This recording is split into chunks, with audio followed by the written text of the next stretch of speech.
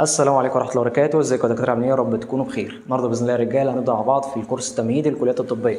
يا دكتور يعني كورس بقى احفظ وهضغط وهذاكر واتعب نفسي؟ لا. بص انا مدرك والله ان انت طالع من ضغط ثانوية ويعني على اخرك ومش عاوز تحفظ مش عاوز تذاكر، فالسيستم بتاع الكورس بتاعنا متوافق مع المبدأ دوت ان انت اصلا واحد طالع تعبان، فانا مش هضغطك ايه اكتر. فهنعمل ايه يا دكتور؟ هنمشي بطريقة بسيطة وهنتفق اتفاق ان احنا يا جماعه نعمل زي ايه ما نتفق مع بعض. يعني ما اقولش على كلام ونرجع ايه نلاقي ناس في الاخر ماشيين على كلام تاني. هقول لك اللي بيحصل وكل مره خلي بالك بطلع صح، بقول لك في فعلا بيحصل كذا فعلا. الطريقه اللي انا شايفها صح من وجهه نظري، النهارده اخدت محاضره بسمع بتركيز، تركيز ثم تركيز ثم تركيز. خلصت المحاضره او الدرس، مش محاضره عشان ايه الدروس صغيره جدا. خلصت الدرس بروح بقرا البي اف بتاعه. طيب قرات البي دي اف بتاعه، تاني يوم روح اقرا البي دي اف دوت تاني، وبعد كده حل الكويز. ده المطلوب منك. يبقى انت كده يا دكتور عديت على الدرس مره معايا، ومره مع نفسك نفس اليوم، ومره مع نفسك تاني يوم او بعدها مثلا بيوم. تمام. قبل بقى المحاضره اللي عليها الدور او الدرس اللي عليه الدور اللي هو بعد 5 ايام هتروح تقرا نفس البي دي اف تاني. يبقى انت كده عديت على ايه الدرس 4 مرات من غير مجهود خالص، والمعلومه تدخل براحتها وتطلع براحتها، والموضوع ايه ماشي زي الفل باذن الله. تدخل ما تطلعش بس احنا بنتكلم. طيب دي حاجه. تاني حاجه يا دكتور اللي بيحصل بقى ايه للاسف، انت اشتركت معايا في الكورس، بتيجي قبل يعني بتسيبنا شغالين مع نفسنا طول الكورس، وتيجي قبل الدراسه باسبوع يلا بسم الله الرحمن الرحيم نبدا شغل. تعمل ايه بقى؟ تخلصت المحاضرات كلها في يوم واحد او في يومين او في 3. يا بركه صلاه النبي، استفدت ايه؟ ما استفدتش حاجه. وتقول لي يا دكتور والله انا اشتركت وحاسس الكميه كبيره والدنيا صعبه مش عارف اعمل ايه. ما انت اللي عملت في نفسك كده، لان انت ده انا مدرك اولا ان طبعا كل حاجه قدرات وفي ناس عباقره وكل ده، وانا يعني ايه متفق مع هذا الكلام. بس ما تبقاش داخل على لغه جديده ومواد جديده وكليه جديده وعاوز تعمل كل حاجه في يوم واحد. هو دي ثانويه يا جماعه؟ هو دي فيزياء ولا كيمياء ولا احياء حتى؟ الطب محتاج ايه يتاسس صح، محتاج تمشي فيه صح، محتاج تمشي فيه بالراحه على مهلك عشان تمشي ايه مظبوط. لكن انت بقى لو اخترت تمشي بالطريقه اللي تناسبك، لا تلومن الا نفسك. انا عملت اللي ايه اللي عليا وقلت لك الطريقه الصح. تمام يا محترم. تمام. انا مش بخوفك بس بقول لك امشي بالراحه خالص وامشي معايا خالص. المحاضره تنزل اسمعها، بعد كده اقرا، بعد كده حل الكويز تاني يوم ولا حاجه. بس الموضوع بسيط. عاوز تشوف صوره اكتر غير اللي انا جايبها لك هنا على مثلا حالات معينه، او انت حابب تشوف الموضوع المتعه، مفيش مشكله خالص. لكن ان انت تسيب لي كل حاجه وتسيبنا شغالين مع نفسنا، وسيبك من الجماعه اللي شغالين دول وانا همشي مع نفسي، تيجي اخر اسبوع بالكليه تقول لي هلم الكورس كله او اخر يومين. يا راجل يا محترم الكلام ما يصحش. ماشي. فانا مش عاوزك تذاكر ولا تضغط نفسك، بس بقول لك المحاضره تنزل اسمعها. عارف ان في ناس برضو ايه مش هتشوف الفيديو، ما دلوقتي الفيديو هينزل، ما في ناس برضو مش هتسمع المحاضره، فانا هنزل لكم برضو الكلام دوت في ريكورد ورساله، بحيث برضو ايه كله يكون على الصوره. مش عاوزين يا جماعه الخير كسل، الموضوع خده كمتعه. احنا قاعدين ايه بنسمع مصطلحات طبيه وحاجات طبيه، يعني ايه الموضوع ممتع يعني. تمام. هو ممتع بالنسبه لي، مش عارف هو ممتع بالنسبه لك ولا ايه، بس باذن الله خليه ممتع بالنسبه لك برضو. فده كده بالنسبه للشغل بتاعنا. وانا بعتذر اولا على حاله صوتي ان انا باين تعبان شويه. اتمنى ما اكونش تعبان، انا الحمد لله بفضل الله كويس، بس طاقتي ايه قليله شويه عشان بقى لنا تقريبا 4 ساعات بنسجل حاجات الثانويه وكده. ماشي يا محترم. فيلا بينا باذن الله نبدا مع بعض. وقبل ما نبدا في المحاضره بتاعتنا عاوزين نعرف احنا هنمشي ازاي. اتمنى برضو ايه تكونوا شفتوا اول فيديو. احنا هنمشي اول حاجه هناخد الميديكال ترمينولوجي اللي هو المصطلحات الطبيه. ليه يا دكتور بتاخد مصطلحات طبيه؟ لان انت عشان تتكلم اي لغه جديده لازم تاخد اساسيات اللغه. نفس الكلام بالظبط بالنسبه لدراسه الطب، نفس الكلام بالنسبه للهندسه، نفس الكلام بالنسبه للحاسبات، نفس الكلام بالنسبه اي مجال في الدنيا. مثلا علوم سياسيه، اقتصاد، اي حاجه.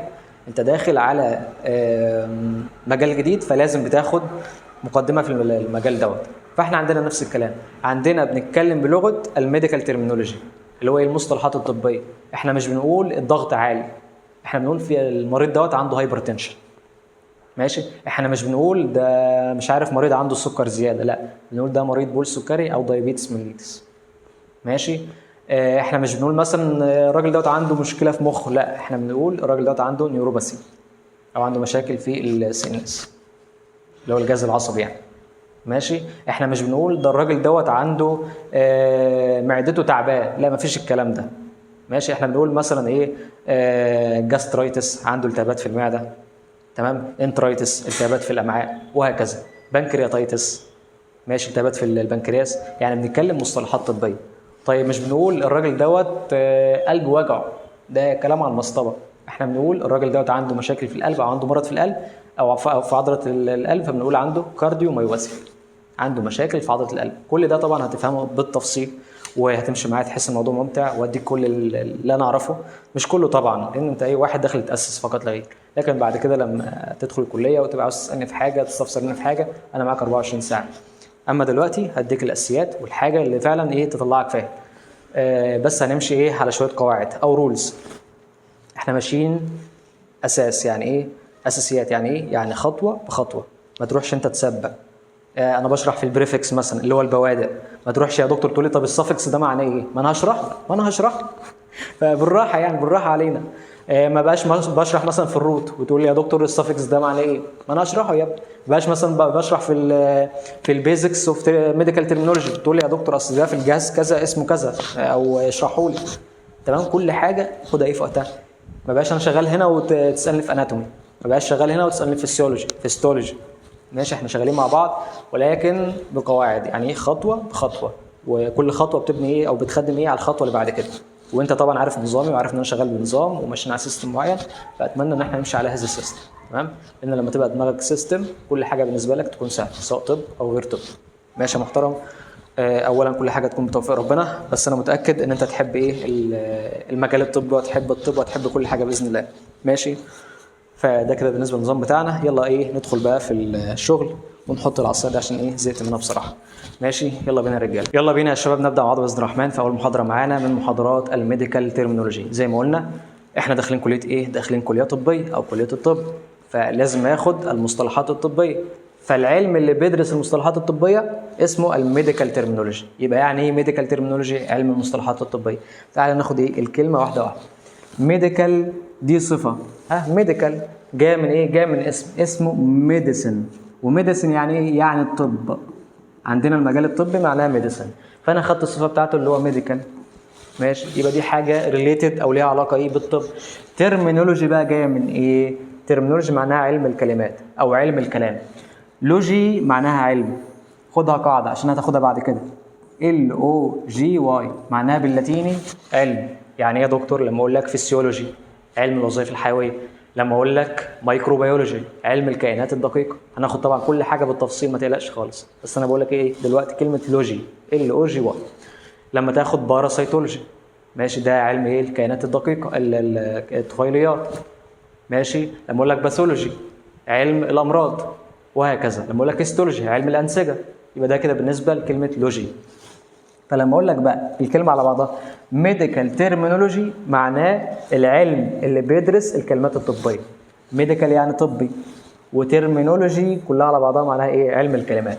فده كده العلم اللي احنا بنتكلم فيه، علم الكلمات الطبيه. اهم حاجه واهم من اي حاجه لازم تبدا بيه عشان تتاسس صح. فلما تيجي بقى تاخد العلوم اللي هي مهمه بالنسبه لي، الاناتومي، الفسيولوجي، الهيستولوجي، البايوكيمستري، الميكروبيولوجي، الباراسيتولوجي، تكون فاهم الكلام اللي انت بتاخده، ما تبقاش بتذاكره وخلاص، او ما تبقاش واخد الكلام انت مش فاهمه. زي ما احنا كنا قاعدين اول اسبوع في الكليه، ما حدش قال الكلام دوت. كنا قاعدين حرفيا اول اسبوع مش فاهمين اي حاجه ولا كلمه حرفيا. هو الدكتور بيدخل بيقول السلام عليكم ورحمه الله وبركاته، دي الوحيده، او جود مورنينج ستودنت، دي الوحيده اللي فاهمينها. بعد كده بقى عينك ما تشوف الا النور. انا والله العظيم هقول لك حاجه، قعدت اول محاضره في الاناتومي، وتاني محاضره وثالث محاضره ورابع محاضره تقريبا اول اسبوع. تمام، كنت بسمع والله في الاول السلام عليكم، بعد كده انا مش سامع اي حاجه، انا سامع تمام. ودكاتره على فكره يعني قامات علميه محترمه، وبعد كده بقيت اسمعهم، بس هو الدكتور بيتعامل معاك ان انت فاهم، انت داخل عارف. فدي كانت المشكله. لكن انا قاعد بسمع وشاوش، انا قاعد بسمع شعوذه حرفيا. وخاصه البايوكيمستري اللي كان الدكتور اللي بيدخل فيها او الدكاتره اللي بيدخلوا فيها يعني ما كانوش برضو بيراعوا الحته دي قوي. ممكن الاناتومي شويه ماشي، بس انا بقول لك اللي كان بيحصل. الهيستولوجي برضو قاعد ولا في اي حاجه ولا فاهم اي حاجه. فده اللي حصل معانا اول اسبوع. فانا بقول لك من دلوقتي تاسس صح، وتعامل مع حد هو بيديك الحاجه اللي هو ما اخدهاش، وحد من نفس فئتك اللي هو شاب يعني زيك. تمام، فرق بيننا 5 سنين او حاجه او 4 سنين. فانا كده بسهل عليك حاجات لبعد كده. ماشي، بس دي الفكره كلها. لكن انا بقول لك حرفيا انا كنت قاعد اللي هو يا نهار ابيض، انا ايه اللي جابني؟ انتوا جايين تهزقوني ولا ايه؟ ده اللي حصل، مع اني كنت شاطر وجايب 97 في ثانويه عامه وبذاكر وكل حاجه، بس انا ما حدش قال لي.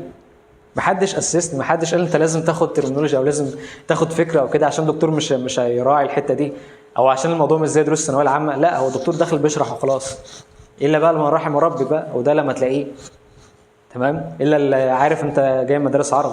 لكن هو دكتور معذور بقى له 40 سنه بيشرح الماده، هو يعرفك ولا يعرف هو ماله بيك اصلا. فاقصد ده تفكير يعني اللي قدامك يعني. تمام. فايه، نشتغل بالراحه وبما يرضي الله، بس ندخل فاهمين، مش عاوزين نكسف ايه نفسنا قدام الدكاتره. تمام. يلا بقى ايه، نبدا على بركه الله. بص معايا يا سيدي، دي المصطلحات الطبيه دلوقتي هتشوفها مش هتحس انت فاهم اي حاجه، بس لما نخلص هناخدها كلمه كلمه وانت اللي هتقول لي معناها. تمام. كل ده انت تقول لي معناه، مفيش كلمه مش هتعرف معناها. يبقى ده اللي انا عاوزه منك، لما اجيب لك سلايد زي دي ترجم لي كل الكلمات اللي قدامك، تبقى فاهم كل المعاني اللي قدامك. ده اللي احنا هناخده باذن الله. يلا بقى يا سيدنا، بسم الله الرحمن الرحيم. احنا معانا الكلمه او المصطلح الطبي عباره عن 3 اجزاء. تمام. عباره عن حاجه اسمها بريفكس، البوادئ، عباره عن حاجه اسمها الروت، جذر الكلمه، عباره عن حاجه اسمها سفكس، اللاحقه او الحاجه اللي جايه في اخر الكلمه. ولنقل مثلا دكتور ياسين، لحظه واحده في النص، دكتور ياسين جذر الكلمه. تمام. فلما نقول مثلا دكتور ياسين ايه، ملتهب، ماشي، هتقول ياسينايتس، ماشي.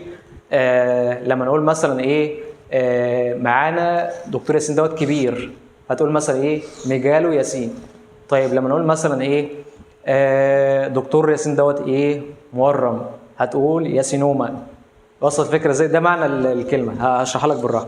ان انا معايا الروت اللي هو اصل الكلمه، ولنقل مثلا ياسين، وانا عاوز احط حاجات بقى ايه تخص ياسين ولنقل مثلا ياسين ايه، عنده التهابات او تعبان، ماشي، عنده التهاب بحط ايتس مثلا، دي اسمها لاحقه. فياسين عنده التهاب، ياسينايتس. طيب مثلا عملت عمليه جراحيه لياسين وشلت ياسين ماشي، هتقول ياسينكتومي.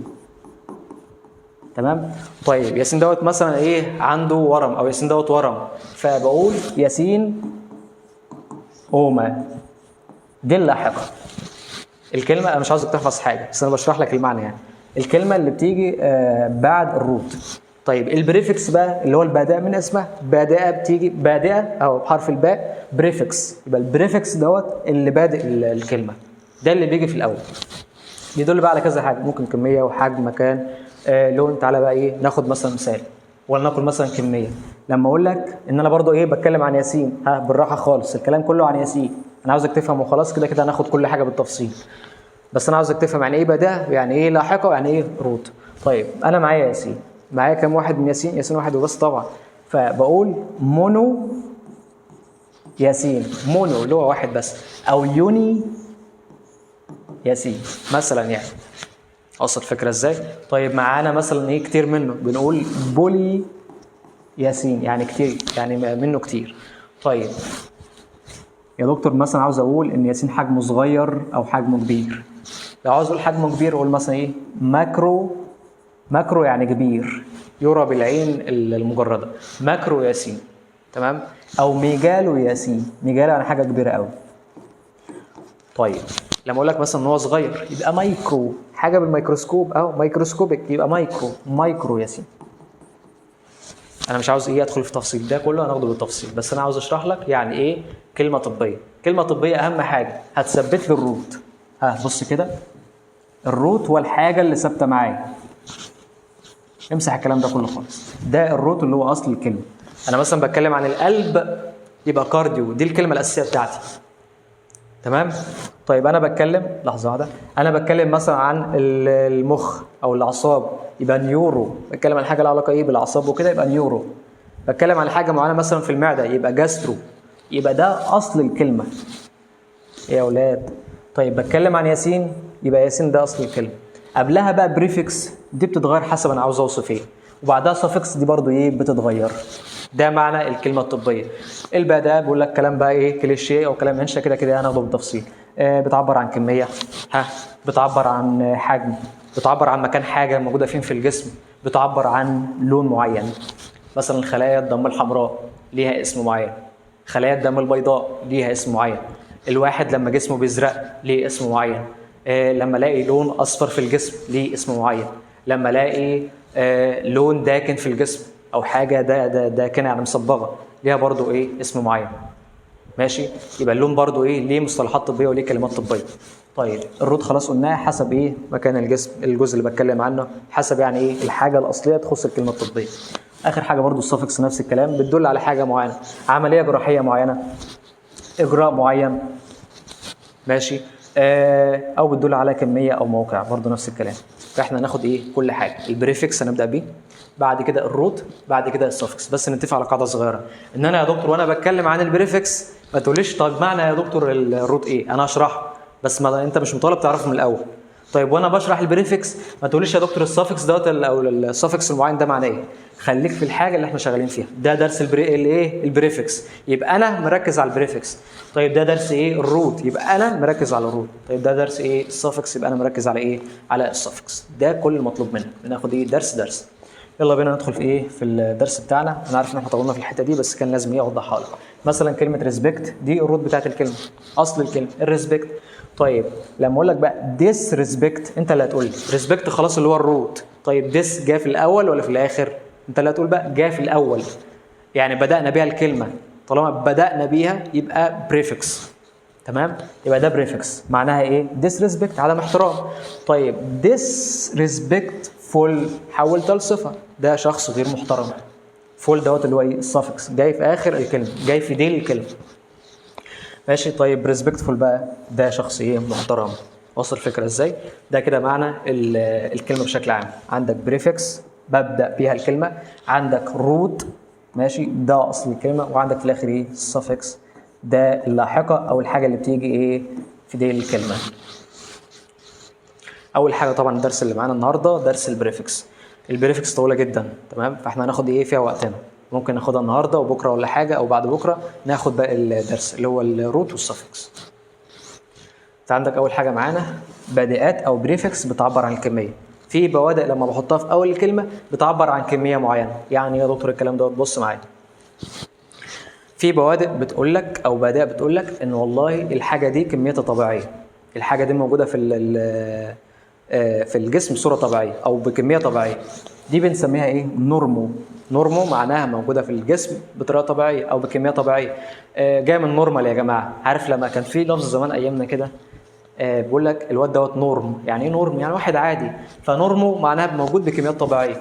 لما اقول لك مثلا نورمو تنشن، نورمو طبيعي وتنشن ضغط، ماشي، يبقى نورمو بعد كده ضغط تنشن، يبقى ضغط الجسم دوت ايه طبيعي، ماشي. يا دكتور انا مش فاهم يعني ايه تنشن، ما انا لسه قايل لك اهو، انا بتكلم عن ايه عن البوادئ. خليك في البوادئ، الكلام اللي متلون اللي تركز عليه، اللي اسود سيبك منه. فهمته تمام، ما فهمتوش خلاص هناخده بالتكرار. نورمو تنشن يعني الضغط طبيعي، ضغط الدم طبيعي. الصفه بتاعت النورمو تنسف سيبك من الكلام دوت خالص. اهم حاجه نورمو يعني طبيعي. لما اقول لك نورمو تنشن ضغطه طبيعي، لما اقول لك نورمو جلايسيميك اهو نورمو. عاوز برضو واحد يقول لي يعني ايه جلايسيميك، ما انا اشرح. طيب انا مش عاوز حد يزعل مني، دي طريقته والله، تمام، دي طريقتي بتكلم على طبيعتي يعني. نورمو جلايسيميك لحظه واحده يا اولاد، لحظه واحده اهو نورمو جلايسيميك. جلايسيميك المقصود بها الجلوكوز، ونورمو يعني طبيعي، فنورمو جلايسيميك الجلوكوز عنده طبيعي. يبقى اهم حاجه نورمو يعني طبيعي، دي اللي تعرفها فقط لا غير، سيبك من الباقي. بعد كده يا محترم او هايبر، قلت لك الشخص لما يبقى ايه مهايبر بقول ان هو مهايبر، ده الواد ده مش على بعض مش مظبوط، مهايبر ما ترسى كده اهو، فاهم؟ مش احنا بنتكلم كده لما اقول لك واحد يعني ايه مش على بعض شويه بنقول الواد مهايبر. فهايبر معناه زياده، تمام، الحاجه بزياده معايا يعني. فلما اقول لك هايبر تنشن، واحد برضه هيقول لي يا دكتور ده معناها ايه؟ انا اقول لك بقى بالتكرار هتفهم وبالتكرار هتعرف. هايبر يعني عالي او زياده، طيب تنشن يعني ضغط، فهايبر تنشن الضغط زياده. يبقى الموضوع سهل، الموضوع سهل وبالتكرار ايه هيجي معاك، تمام. طيب اقول لك ايه بقى هايبر برضه ايه زياده. فيسكوستي معناها الزوجه، فهايبر فيسكوستي الزوجه زياده، يبقى الزوجه عاليه، ماشي. ما تحفظش، اياك تحفظ. هايبر الواد مهايبر بس، نورمو الواد نورم ومهايبر بس. طيب بعد كده يا دكتور هايبو معناها قليل. عارف لما كنت انت بتاخد في الاحياء اللي فاكر الكلام ده، كان في حاجه اسمها الهايبوثالاموس، ترجمتها بالعربي اللي فاكر، الهايبوثالاموس معناها تحت المهاد. تعالى نكتبها. كان في كلمه عندك في الاحياء في الهرمونات اسمها الهايبو، انا مش عارف انتوا شايفين الكلام ده ولا ايه، بس انا هكبر على قد ما اقدر. الهايبوثالاموس، الهايبوثالاموس، هايبو يعني تحت او قليل، ثالاموس المهاد، فترجمتها الحرفيه تحت. ايه يا اولاد بقى؟ ايه يا اولاد الكلام دوت يا اولاد؟ سبوره زعلانه مننا اهو. هايبو يعني تحت. لحظه واحده بقى عشان ايه احنا كده هنزعل اهو. هايبو يعني تحت، تمام. نغير اللون شويه. وثالاموس يعني، لحظه واحده اهو غيرنا الالوان. وثالاموس يعني ايه؟ المهاد. فهايبو يعني تحت، وثالاموس المهاد، فيبقى تحت المهاد. فهايبو معناها ايه؟ تحت او قليل. هايبو تنشن، تنشن ضغط، تنشن يا جماعه TENSION. لما اقول لك ده انا محطوط عليها تنشن كبير والدنيا صعبه، خلي بالك لما انا اقول لك كلمات بالانجليزي في النص، ده مش تملص من اللغه او انسلاخ من الهويه، لا انا بقول لك كلمات عشان اعلمك بس، مش اكتر. لما اقول لك تنشن ضغط، ضغط واطي. لكن لما اقول لك تنشن خلاص انت عرفت كلمه جديده، فانا بساعدك فاسمع منه وخلاص. ما تقوليش يا دكتور بطل كلام انجليزي وحاجات زي كده. انا اصلا مقال انجليزي على قد ما اقدر، ممكن اكلمك المحاضره كلها انجليزي، بس انا بكلمك بالعربي عشان ايه؟ تفهمه، عشان اوصل لك كلمات جديده بس، تمام. فهايبو يعني تحت او قليل، وتنشن يعني ضغط، فيبقى ايه؟ ضغط قليل. هايبو كالسيميا، كالسيميا جاي من ايه؟ انا عاوز واحد محترم بيفكر كده عنده ابداع يقول كالسيميا جاي من كالسيوم، تمام.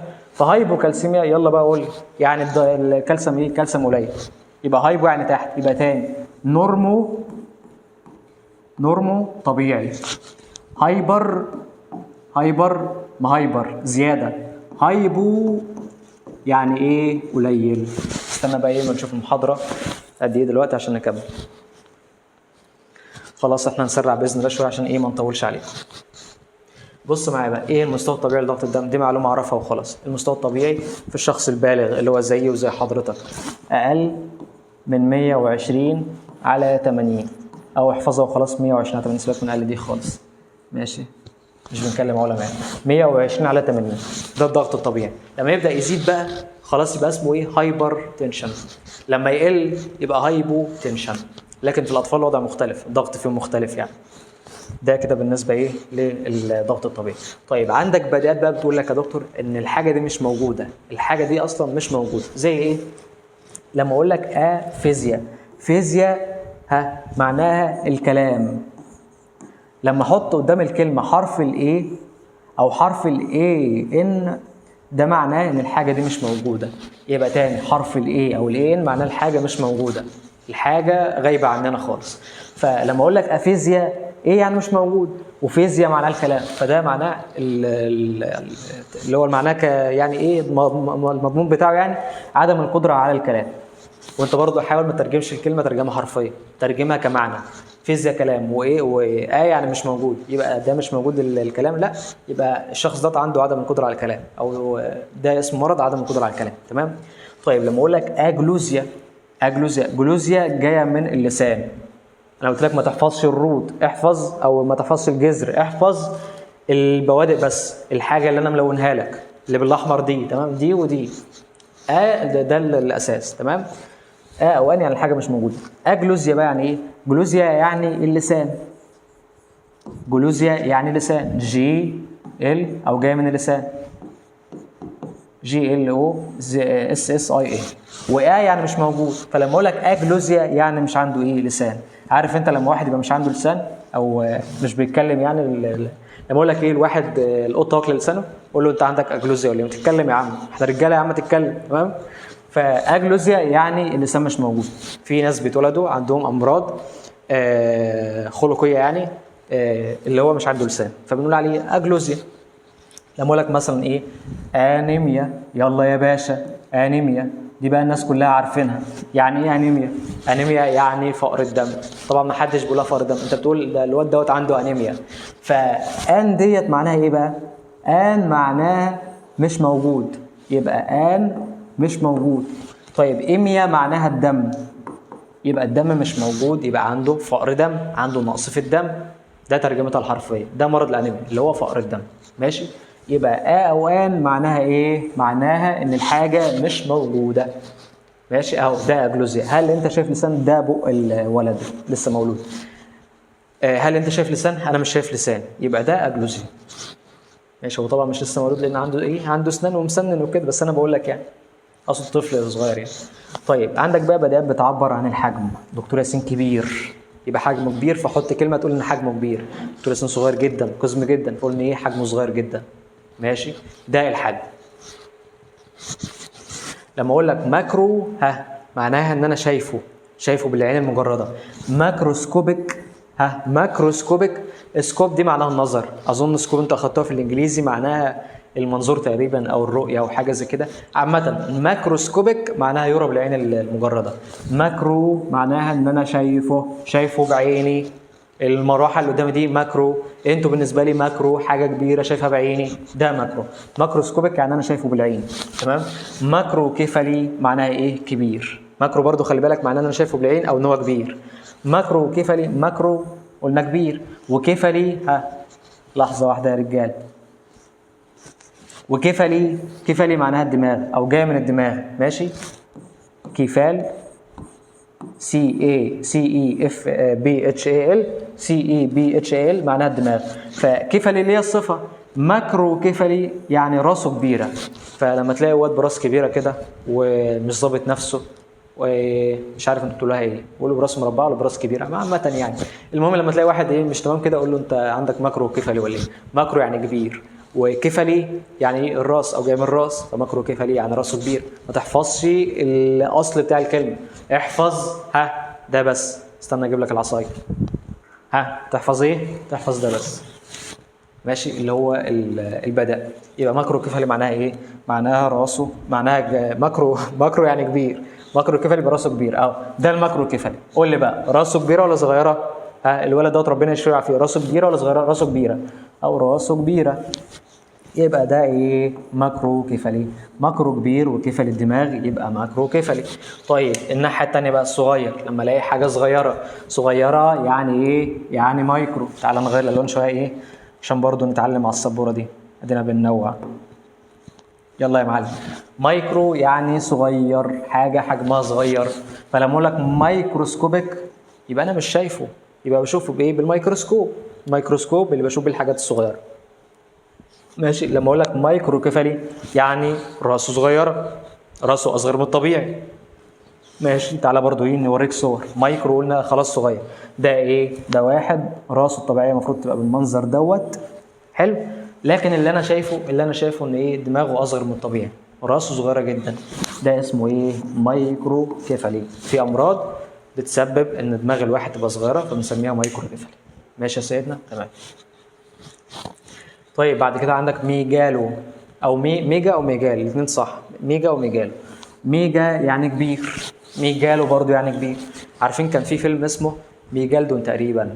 في فيلم يا جماعه اسمه ميجالدون بتاع بيتكلم عن واحد كده بيصطاد اسماك قرش كبيره منقرضه. المهم يعني في سمكه قرش منقرضه كانت كبيره وحجمها ضخم فسموها ايه؟ الميجالدون اللي هو القرش العملاق. نفس الفكره. ميجا او ميجالو معناها كبير. فلما اقول لك ميجالو يعني كبير. تمام. ودكتايل يعني صباع. فده واحد صباعه ايه؟ صباعه كبير. ده ميجالو دكتايل. انا حفظت ايه؟ انا حفظت بس ميجالو. الباقي مش طالب انت تحفظه او دلوقتي ما تحفظوش غير ايه؟ بالتكرار مره واثنين ثلاثه. اكتب لي كده دكتايل يعني صباع. وكويس ان انا اعمل لك صوره لكل حاجه بحيث يا دكتور والله انا شفت ميجالو ودكتايل، انا عارف ان ميجالو كبير. طيب دكتايل مش عارف معناه. لحظه واحده يا رجاله. انا عارف ان ميجالو يعني كبير. طيب دكتايل مش عارف معناه. ما هو جنبها الصوره. بص كده. اي واحد عنده ايه؟ نظر 5/6 ولا حتى 3/6. بص كده معايا اهو. صباع كبير اهو. صباع كبير وسط الصوابع دي كلها. ماشي. ممكن صباعين كبار كمان يعني مش صابع واحد. المهم يعني في صوابع ايه؟ لحظه واحده يا اولاد. في صباع ايه او صابعين ايه؟ كبار. تمام. لكن ده واضح ان هو طبيعي. المهم يعني ان في صابع كبير فانا عرفت ان هو عنده ميجالو ايه؟ ميجالو دكتايل. لحظه. ماشي. معناها ان الصباع ايه؟ كبير. يبقى ميجا يعني ايه؟ كبير. فلما اقول لك ميجا او ميجالو، لما اقول لك ميجا او ميجالو، زي ما قلنا يا جماعه الخير ما تحفظوش اصل الكلمه، احفظ لي فقط لغير البداء. ميجا او ميجالو، تمام، معناها كبير او ضخم. سرع بقى الريتم شويه يا اولاد. بعد كده بقى عاوزك تعرف يعني ايه كونجينيتال، دي برضو عشان كلمه ايه جت معانا في السكه فقلنا ايه نشرحها. لحظه واحده. او يعني ايه كونجينيتال؟ كونجينيتال دوت اللي احنا كتبناه يعني، ده واحد مولود بعيب خلقي اللي هو اصابه كبيره.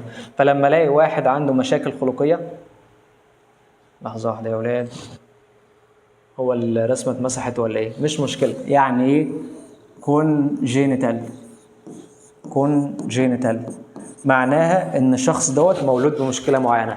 انا واحد مولود مثلا براس كبيره ازيد من الطبيعي، يبقى دي مشكله كونجينيتال، دي مشكله خلقيه، الواحد مولود كده.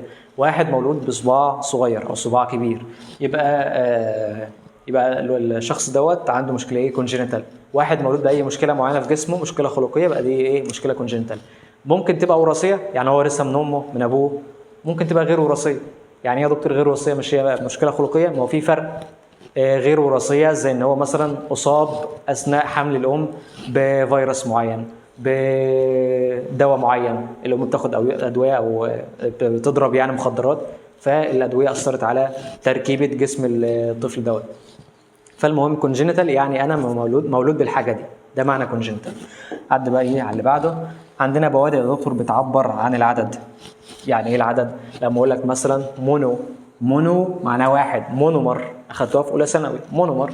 لما اقول لك يوني يعني برضو واحد، يونت في الانجليزي يعني وحده. فيوني او مونو معناها ايه؟ واحد. انت بقى اللي هتقول لي لما اقول لك مونو، بالراحه الله يكرمك، بالراحه، انا معاك برضو، انا مش هسيبك، انا معاك ايه للاخر. مونو نيوكليار سيل. مونو نيوكليار سيل يعني ايه؟ سيل اخدتها الكلام ده اظن انت عارفه. سيل يعني خليه. طيب نيوكليار دي جايه من نيوكليوس اللي هي ايه؟ النواه، فالصفه بتاعتها ايه؟ نيوكليار. طيب يبقى دي خليه ودي نواه، ومونو يعني واحد، فدي خليه عندها نواه واحده. وصل الفكره ازاي؟ خليه عندها نواه واحده يبقى مونو نيوكليار سيل. يبقى تاني لما اقول لك خليه عندها نواه واحده او خليه وحيده النواه، خليه قلنا سيل. طيب عندها نواه يبقى نيوكليار اللي هي النواه، واحده مونو يبقى مونو نيوكليار سيل. انا عاوزك تحفظ الكلام ده كله؟ لا طبعا، انا عاوزك تحفظ حاجه واحده بس اللي هي ايه؟ اللي هي مونو او يوني. تمام، هي نفسها يوني سيلولار ايه؟ سيل. يبقى مونو او يوني معناها ايه؟ معناها واحده بس. انا مش عارف انتوا بصراحه حاسس ان الكلام ده بطيء او احنا ماشيين بالراحه ولا ايه، بس انتوا اللي هتعرفوني. لو حاسين ان هو بطيء نسرع شويه، بس انا بديك كل حاجه عشان ايه؟ تطلع فاهم، لان دي اهم محاضره، بعد كده الدنيا هتكون سهله. طيب اهو نفس الكلام يوني، نفس الكلام يا سيدي.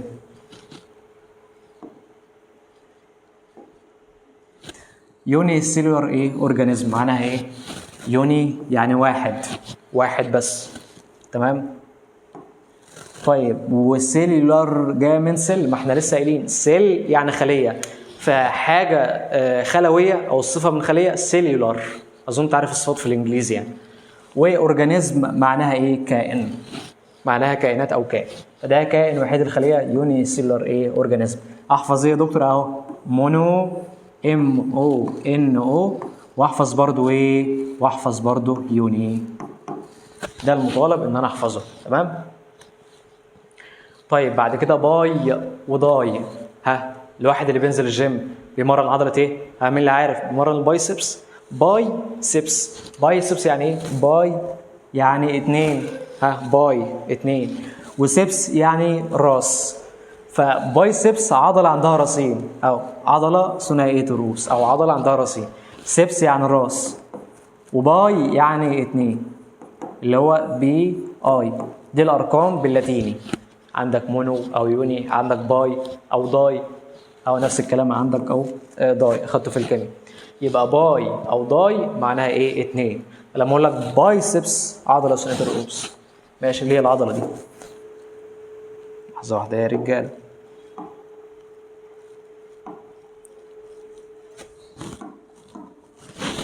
يبقى دي البايسبس اللي هي العضله ايه ثنائيه الرؤوس، دي راس اهو ودي راس اهي. وصل الفكره ازاي؟ طيب بعد كده تراي معناها 3، او تريبل برضو معناها 3 او ثلاثي، ماشي. فتراي جاء من تريبل. ترايسبس يعني العضله اللي عندها 3 رؤوس. انا احفظ ايه؟ احفظ تراي بس. سبس دي انت عارفها، عضله الترايسبس اهو، ماشي. انا خس شويه بس عندي برضو عضله ترايسبس، تمام. فدي عضله الترايسبس، العضله ثلاثيه الرؤوس اللي موجوده في ظهر ايدك ديت، تمام. ده كده بالنسبه ايه للتراي. تراي يعني 3.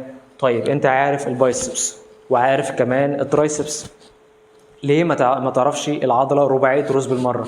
انت عارف ثنائيه الرؤوس وعارف ثلاثيه الرؤوس، اعرف الرباعيه برضو اللي هي الكوادريسبس، موجوده في الرجل، ماشي، الفخده يعني، لا مؤاخذه، الفخده من قدام، دي الكوادريسبس. فين يا دكتور؟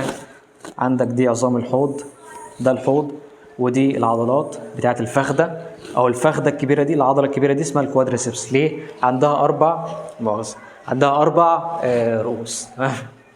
فانت عندك 4 رؤوس، يبقى اسمها ايه؟ كوادري سبس. كوادري او كواد يعني 4، تمام. يبقى كوادري لحظه اكتبها غلط، كوادري يعني 4. وبرده نفس الكلام بالنسبه لتترا، تترا يعني 4 برده. في مرض اسمه، هجيبه لك برده، تترالوجي اوف فالوت. فالوت ده اسم شخص. لحظه واحده امسح بقى الكلام ده. فالوت ده انت اللي هتقول لي فالوت ده اسم العالم اللي اكتشف المرض ده، اسم الشخص، تمام. وتترا يعني 4. طيب تترالوجي يعني رباعي، تترالوجي يعني رباعيه. ده مرض بيكون في الاطفال اللي لسه مولودين، مرض في القلب. معنى الكلمه يا دكتور رباعيه فالوت، ماشي. فالوت دوت اسم الشخص، تمام. وتترالوجي خلاص قلنا تترا يعني 4، ولوجي او لوجي يعني تترالوجي على بعضها يعني رباعي.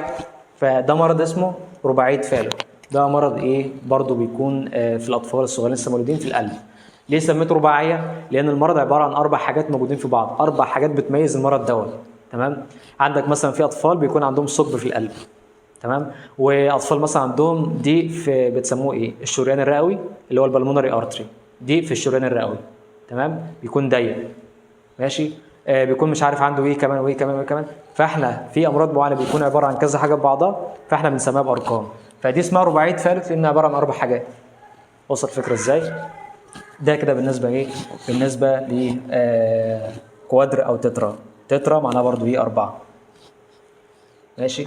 طيب بولي معناها كتير. بوليمر جزيء كبير، عباره عن جزيء، عباره عن خلايا اسمه دوت ذرات كتيره ماسكه مع بعضها، ماشي. فبنسميه بوليمر، ماشي. طيب بولي يعني قلنا ايه؟ خلاص كتير او ميني. بولي يوريا يعني البول. ما تحفظش الكلام دوت، احفظ لي بولي فقط لا غير. بولي يعني كتير، فبولي يوريا يعني عنده بول كتير. طيب دي بقى صعبه شويه، دي صعبه شويه، ماشي. نخلصها باذن الله ونكمل. لحظه واحده نكمل حاجات الكميات ونوقف باذن الله ونكمل بقى ايه الدرس اللي بعده. دي بقى صعبه، بص معايا. لما اقول لك بولي مورف نيوكليار سيلز، معناها ايه؟ بولي قلنا خلاص ان هو كتير، ماشي، او عديد، نفس الحاجه يا جماعه. طيب مورف MORPH، لو ناس ليها في المونتاج والكلام دوت، مورف يعني شكل، تمام. الناس اللي عندهم برامج مونتاج وبيمونتاجوا او اليوم في الجرافيك ديزاين عارفين ان مورف يعني شكل، تمام. فبولي عديد ومورف شكل. ونيوكليار جايه من خلاص بقى النواه اللي هي نيوكليوس، نواه حرف الان بحرف النون، يبقى نيوكليار بحرف الان برضو، يبقى دي ايه؟ نواه. ترجم لي بقى كده. بولي قلنا خلاص ان هو ايه؟ كتير، عديد، ومورف يعني شكل، ونيوكليار يعني نواه، وسيلز يعني جايه من سيل، خليه واحده، يبقى سيلز ايه؟ خلايا. يبقى ترجمتها كلها على بعضها ايه؟ خلايا عندها نواه ايه بقى؟ عديده الاشكال. بوليمورف يعني اشكال كتيره. فتاني بالراحه. بولي، لو انت طلعت من الدرس بالحته دي يبقى انت ايه؟ بطل. بولي، استنى عليا،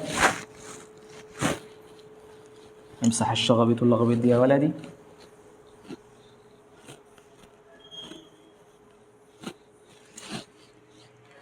لما اقول لك بولي، بعد كده مورف،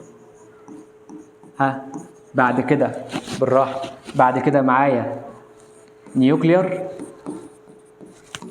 سيلز. بولي قلنا ان هو ايه؟ عديد او كتير. طيب مورف يعني شكل، تمام. طيب نيوكلير راحت فين يا اولاد؟ احنا بنتكلم فين؟ ده قلب خالص. بولي يعني عديد، مورف يعني شكل، طيب نيوكلير يعني جاي من نواه، طيب سيلز يعني خلايا. يبقى دي خلايا عندها نواه ذات اشكال متعدده، او النواه بتاعتها ليها كذا شكل، تمام. تعالى ايه نبص عليها، بص معايا عليها كده. دي الخلايا اللي بنتكلم عليها، عارف انت اخدتها في الاحياء، دي الخلايا المتعادله. الخلايا المتعادله الانواع بتاعتها بتاخد ايه؟ اشكال عديده، وبيكون فيها كذا فص، حاجه اسمها لوبيوليتد. لوبيوليتد معناها مفصصه، متفصصه حتت. فدي نواه فيها فص وفص وفص، والفصوص بتعمل ايه؟ اشكال كتيره، فسميتها الخلايا ذات الانويه اللي عندها اشكال كتيره. بولي مورف نيوكلير سيلز. بولي يعني كتير، مورف شكل، نيوكلير نواه، يبقى عندها نواه ليها اشكال كتير الخلايا دي، تمام. يبقى ده ايه؟ البولي مورف نيوكلير سيلز اللي هي نفسها الخلايا المتعادله. ماشي، بولي مورف نيوكلير سيلز. اظن الكلام ايه؟ اسهل من السهوله. طبعا في الاخر ايه؟ هنعدي على الدرس سريعا برضه، يعني هنعدي على الكلمات اللي احنا اخدناها سريعا، بس دلوقتي ايه؟ بنفصص كل حاجه. اوليجو معناها قليل، احنا اخدنا مونو يعني واحد، طيب بولي يعني كتير، طيب اوليجو حاجه قليله جدا. لما اقول لك اوليجو يوريا، يوريا جايه من البول، فيوريا يعني بول، اوليجو يعني قليل، يبقى ده شخص بينزل بول قليل، ممكن عنده مشاكل في الكليه، ممكن عنده مشاكل في الميه في الجسم، ممكن عنده مشاكل مش عارف ايه وايه وايه. ده ايه؟ اوليجويوريا، بيكون عرض لامراض كتير، قلب، كليه، ميه، هرمونات، ايا يكن يعني. بنسميه اوليجويوريا، اللي هو قله البول او قله التبول، بيدخل الحمام مرات قليله. فاوليجو معناها ايه؟ قليل. طيب هيمي بقى يا دكتور او سيمي، انت عارف الكلام دوت. هيمي معناها نص، والسيمي برضو معناها نص. اتش اي ام اي او اس اي ام اي. هيمي او سيمي معناها نص، نص الحاجه. فلما اقول لك واحد عنده هيمي بليجيا، بالله عليك عشان قلبي الله يكرمك اوعى تقول لي انا مش عارف ايه يا دكتور، مش عارف احفظ الكلام دوت، تمام. كده كده احنا بناخد الحاجات المهمه دي اللي انت مطالب تحفظها. اللي بالاسود ده ما تحفظوش، الله يكرمك ما تحاولش، هتتعب والله هتتعب. احفظ البريفكس بس النهارده، تمام. او ايه؟ افهمه خلاص، اقرا مره واثنين بس، ده اللي انت مطالب بيه. لما نجمعه في الاخر هتلاقي ان امرهم سهل، لكن تقعد تحفظ كل حاجه. انا عشان واخد الكلام دوت وعشان مذاكر الكلام دوت وعشان ده شغلي فانا عارف الكلام ده، لكن انت مش مطالب تعرفه من دلوقتي، تمام. فهيمي معناها نص، ماشي. بليجيا يعني شلل، ماشي، ربنا يشفي الجميع يا رب. فهيمي نص وبليجيا شلل، يبقى ايه؟ شلل نصفي، ماشي. فلما يبقى شخص عنده شلل نصفي يبقى عنده مرض اسمه ايه؟ هيمي بليجيا. والشخص دوت يبقى اسمه ايه؟ هيمي بليجيك، عيان عنده شلل نصفي. طيب سيمي بليجيا، سبحان الله، سبحان الله على الاختراعات، سبحان الله على الكرياتيفيتي، الموضوع صعب جدا. سيمي يعني نص، ماشي. وبليجيا يعني شلل، بليجيا BLEGIA، بليجيا يعني شلل، فبرضه ايه؟ ده شلل نصفي. بس خلي بالك، هل يا دكتور في فرق بينهم؟ في فرق بينهم، هو ده اللفظ الشائع اكتر، استنى كده عليه. هيميبليجيا، هيميبليجيا ده اللفظ الشائع اكتر. هيمي، لحظه يا سيدنا، هيميبليجيا ده اللي احنا بنستخدمه اكتر. طيب بالنسبه للسيميبليجيا، بص هو في فرق في المعنى، لحظه واحده، عاوز تعرفه اعرفه يا باشا، مش عاوز ايه؟ مفيش ادنى مشكله خالص. يعني ايه سيميبليجيا؟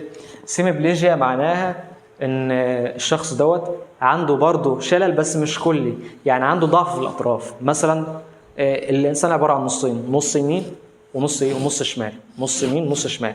انا واحد عندي هيميبليجيا يعني النص الشمال مثلا كله ايه تعبان، كله مش بيتحرك خالص، تمام، ده اسمه ايه هيميبليجيا. طيب لو نفس النص الشمال دوت يعني تعبان او ضعيف بس بيتحرك برضه، بيتحرك شويه بس بضعف شويه، يبقى اسمه سيميبليجيا.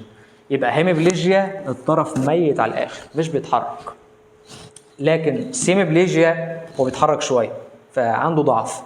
طبعا اللفظ ده خلاص مبقاش يستخدم، السيميبليجيا دوت اسمه تقريبا دلوقتي ايه هيمي باريسز، هيمي باريسز، ماشي. لان يا اولاد اوقات بيكون في الفاظ ميته او الفاظ خلاص مبقاش حد يستخدمها، بس ممكن برضو تلاقيها في بعض الكتب ايه، فاحنا برضو بنأمن نفسنا. السيميبليجيا ده بقينا نسميه هيمي باريسز. باريسز يعني ضعف، وهيمي يعني نص، يبقى عنده ضعف نصفي، نص جسمه ايه ضعيف مش قادر يحرك العضلات كويس، ماشي. يبقى هيميبليجيا، بليجيا شلل، وهيمي يعني نص.